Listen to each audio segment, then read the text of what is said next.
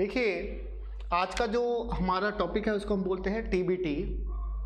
TBT की full form रहती है थ्रेडेड बाइनरी ट्री, मतलब ये भी एक बाइनरी ट्री का ही टाइप है। अब इसमें होता क्या है, नॉर्मली मैंने आपको जैसे ट्री का जो रिप्रेजेंटेशन बताया था, तो मैंने आपको बताया था कि जो भी हमारी नोड है उसमें एक लेफ्ट पार्ट होता है और एक क्या होता है, राइट पार्ट होता है, और वो एक नोड का एड्रेस रखती है। इसी तरह से इस साइड भी एक नोड का एड्रेस रखा जाता है। और आगे और एड्रेस रख रहे हैं तो और आगे एड्रेस रखा जा सकता है, इधर भी एड्रेस रखा जा सकता है, और इसी तरह से भी यहाँ पर भी एड्रेस रखा जा सकता है। अब होता क्या है, होता ये है कि नॉर्मली जहाँ कुछ नहीं होता वहाँ पे नल होता है, जैसा मैंने ट्री रिप्रेजेंटेशन में बताया था। अब फर्क क्या होता है, ये कहता है कि अगर मान लीजिए आप इस रिकॉर्ड पे आ गए हैं तो ये एक तो ग्रांड पेरेंट का या रूट नोड का एड्रेस रखेगा और एक जो है वो पेरेंट नोड का एड्रेस रखता है। तो आपने एक नोड के द्वारा रूट नोड को और एक नोड के द्वारा पेरेंट नोड को एड्रेस रखवा दिया, मतलब ये कोडिंग में आप लोग शामिल करेंगे। अब ये ध्यान रखना कि ये जो भी एक्स्ट्रा जो भी नोड है इसको हम लोग यहाँ पर रिप्रेजेंट करते हैं किसके द्वारा, डॉटेड लाइन के द्वारा। तो मैंने इसको डॉटेड लाइन के द्वारा आपको रिप्रेजेंट करवा दिया। तो ये जो है इसको हम ऐसे ना बना के इसको हम बोलते हैं two way TBT. Two way TBT जो है इसके अंदर ये इस तरह से हम लोग समझ सकते हैं इसको, ये दोनों साइड जो है पाथ को, एड्रेस को रख रहा है। इस तरह से शॉर्टकट में हम लोग बना सकते हैं इसको। अब इसी तरह से हम और आगे बढ़े तो एक टीबीटी, इसका बेनिफिट क्या है कि अगर आप लास्ट नोड पे पहुंच गए तो वापस अगर आप पीछे वाली नोड पे जाना चाहे तो आप जा सकते हैं, मूव कर सकते हैं। नुकसान यही है कि आपको हर एक पॉइंटर को पाथ देना पड़ता है, नल ना देकर उसको जो आपके पेरेंट नोड है उनका एड्रेस देना पड़ता है। इसी तरह से जो वन वे जो है इसके अंदर दो टाइप आप लोग बना सकते हैं। एक तो वन वे के अंदर हो जाएगा आपका लेफ्ट और एक वन वे में आपका हो जाएगा राइट। नाम से ही समझ में आ रहा है कि केवल लेफ्ट साइड के अगर एड्रेस रख रहे हैं तब तो वो हो जाएगा लेफ्ट वाला, और जो राइट वाले रख रहे हैं तो वो हो जाएगा लेफ्ट वाला।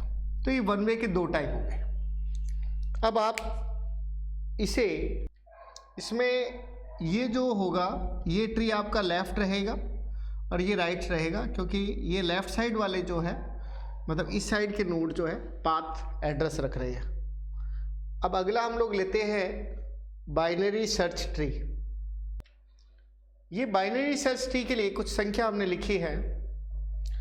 एक बेसिक सा रूल है जो आपको ध्यान रखना है कि मान लीजिए आपने 7 लिया सबसे पहली नोड को, तो अगर अगली नोड छोटी है तो वो इस तरफ आएगी लेफ्ट साइड में, और अगर बड़ी है तो किस साइड में जाएगी, राइट साइड में जाएगी। नेक्स्ट जो आ रहा है वो 3 आ रहा है, लेकिन 3 को सीधे सेट नहीं करना। 7 से आप देखेंगे कि अगर 3 7 से छोटा है इस तरफ आएगा, क्या 3 6 से भी छोटा है इस तरफ आएगा। नेक्स्ट जो है वो 8 आएगा। 8 आपको पता ही है कि 8 7 से बड़ा है। अगला 5 आएगा, तो 5 के लिए डायग्राम दोबारा बना लेते हैं। 3 8 5 के लिए बात करते हैं। 5 जो है वो 7 से छोटा है इस तरफ जाएगा, 5 जो है वो 6 से भी छोटा है इस तरफ जाएगा, लेकिन 5 जो है वो 3 से बड़ा है इस तरफ लग जाएगा। अगला जो है वो हमारा होगा 4। इसी तरह से अगली वैल्यू लेते हैं 4। 7 से 4 छोटा है, 6 से भी 4 छोटा है, 3 से तो बड़ा है, 4, लेकिन 4 5 से छोटा है तो इस तरफ जुड़ जाएगा। अब 9 की बात करते हैं हम लोग।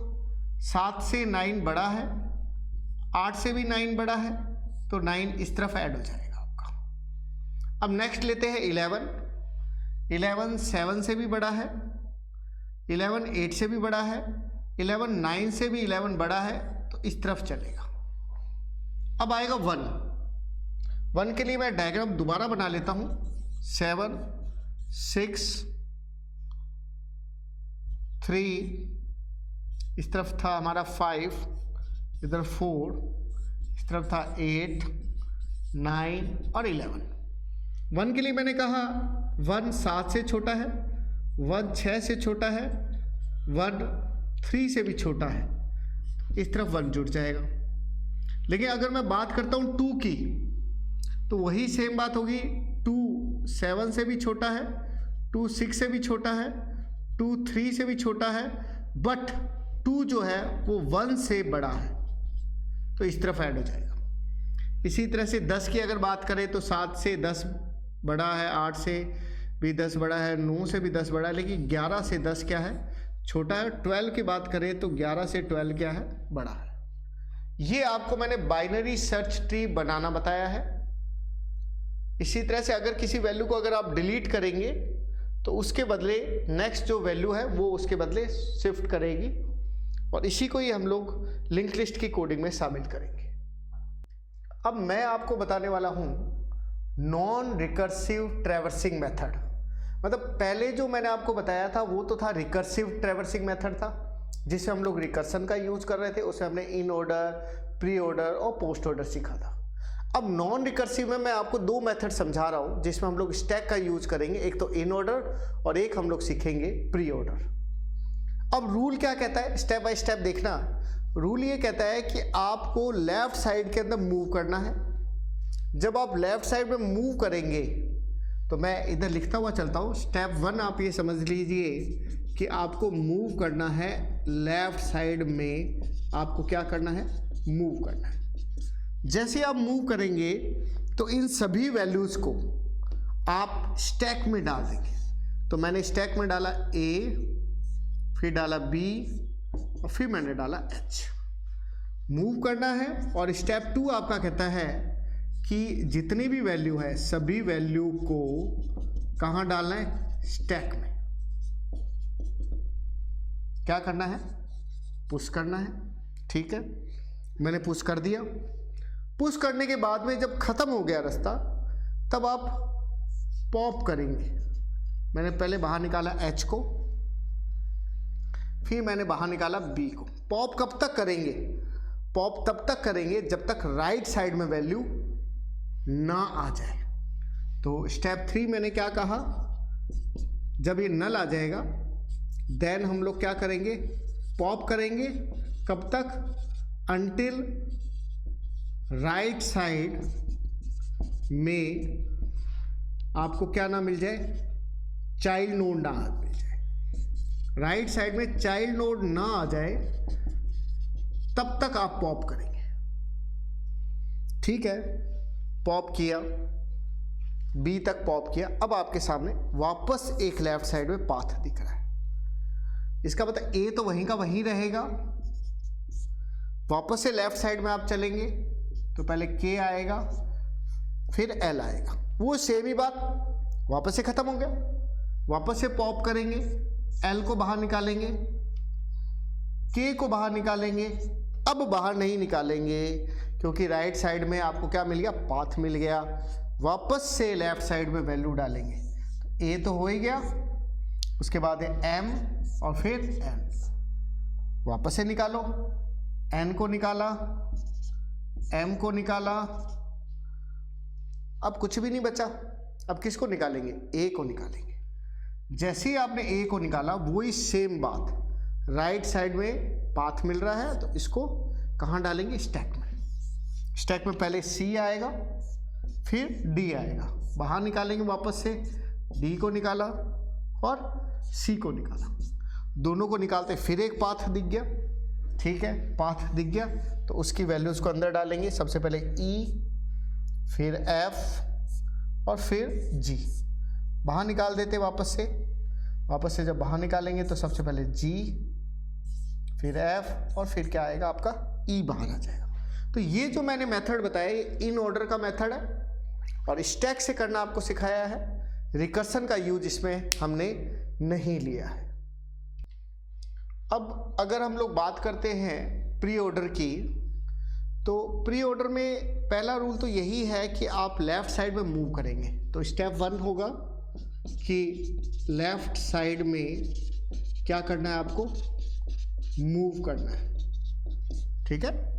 अब इसको किसी स्टैक में नहीं डालेंगे, यही आपका आउटपुट है, ये आप सीधे प्रिंट करेंगे। प्रिंट ऑल वैल्यू, सभी वैल्यूज को प्रिंट करना है एट लेफ्ट साइड की, ठीक है। अब क्या करना है, इस पाथ पे जो भी राइट साइड में एक एक नोड आ रही है, इन सभी नोड को स्टैक में डालना है। जैसे पहले E आया था, फिर कौन सा आया, D आया। तो स्टेप 3 क्या हो जाएगा, राइट साइड की वन नोड को कहाँ डालना है, स्टैक में पुश करना है। मतलब उस पाथ पे मतलब उस लेफ्ट साइड पाथ पर, ठीक है। तो ये लेफ्ट साइड पाथ था, इस पे एक नोड ये आई। अब वही सेम बात, जब ये पाथ खत्म हो गया तो अब आप क्या करोगे, पॉप करोगे। स्टेप 4 क्या हुआ, if null at left side then pop. तब आप क्या करेंगे, पॉप करेंगे। जैसे आपने पॉप किया तो आपने D को बाहर निकाला, उससे कोई रास्ता नहीं मिला। फिर आपने E को बाहर निकाला, जैसे आपने E को बाहर निकाला तो आपको एक रास्ता मिल गया ना। तो ये रास्ता मिल गया, तो इस रास्ते को तो सीधे लिखना है FGL, और राइट साइड के एक एक वैल्यू को स्टैक में डालना है। जैसे आप यहाँ से यहाँ तक गए थे ना, C तक, तो ये स्टैक बना था, और यहाँ से यहाँ तक जा रहे हो तो ये स्टैक बनेगा। इसमें एक तो आएगा H और एक आएगा K। अब आप बाहर निकालोगे किसको, K को, फिर बाहर निकालोगे H को, हो गया। ये आपका कंप्लीट करा अपने नॉन रिकर्सिव मेथड से प्री ऑर्डर।